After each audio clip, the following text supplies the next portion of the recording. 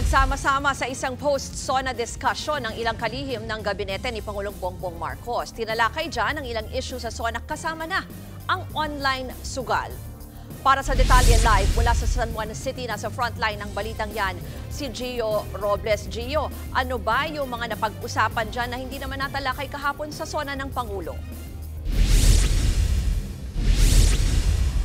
Ruth, kahit hindi nabanggit sa SONA, natalakay ni Finance Secretary Ralph Recto ang issue sa online gambling sa pagharap niya sa media sa unang araw ng post-SONA discussions dito sa San Juan na dinaluhan ng gabinete ni Pangulong Bongbong Marcos. Kahit inaabangan ang magiging direktiba sa online gambling, hindi ito nabanggit ng Pangulo sa SONA kahapon. May paghihinayang dyan sina Senator Joel Villanueva at Senator Risa Ontiveros na sinabing missed opportunity umano ang hindi pagtalakay rito. Kung si Secretary Recto ang tatanungin, muli nitong iginiit na mas makakabuti raw kung hihigpitan lang ang batas sa mga online gambling operator at pagpataw ng mas mataas na buwis. Nasa 30% ang buwis na kasalukuyang pinapataw ng PAGCOR at BIR sa online operators. Ayon kay Recto, pinag-aaralan na itaas pa sa 40% ang tax para umabot sa 20 billion pesos ang gross gaming revenues taon-taon. Bukas din umano si Recto na higpitan pa ang galaw ng mga gumagamit ng e-wallet para sa online gambling gaya ng pagtakda ng oras kung kailan lang pwede mag-cash in.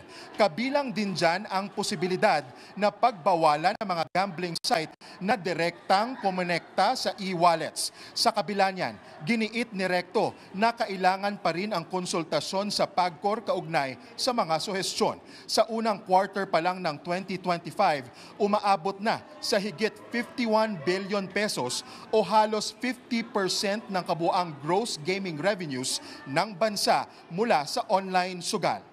Samantala, Ruth, natalakay naman ni Agriculture Secretary Francisco Chu Laurel ang sustainability sa 20 pesos per kilo na bigas sa mga kadiwa store sa buong bansa. Target daw ng pamalaan na maipamahagi sa 15 million households o 60 milyong mga Pilipino ang mas murang bigas.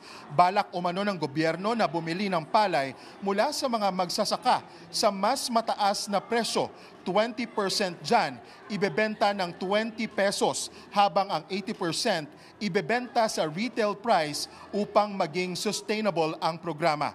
Iginiit din ni Laurel ang pag-amyenda sa Rice Tarification Law, actually matagal na ito, Ruth, upang mabigyan ng kapangyarihan ang NFA na bumili at magbenta ng mas murang bigas. Ruth, sa pagpapatuloy ng post-SONA discussions, ay sumalang din ang iba pang gabinete ni PBBM gaya ni Defense Secretary Gibo Chodoro, DILG Secretary John Vic Remulla at maging si Moises Joy Salonga. Siya yung Local Water Utilities Administrator na tinalakay din ang issue sa kapabayaan umano ng mga water concessionaires sa ilang probinsya sa bansa na walang maayos na supply ng tubig. Ruth. Yan po ang Express Report ni Gio Robles mula sa San Juan City. Mga kapatid, Ruth Cabalco, para sa mabilis na pasada ng mga balitang dapat niyong malaman, mag-follow at mag-subscribe sa social media pages ng News 5.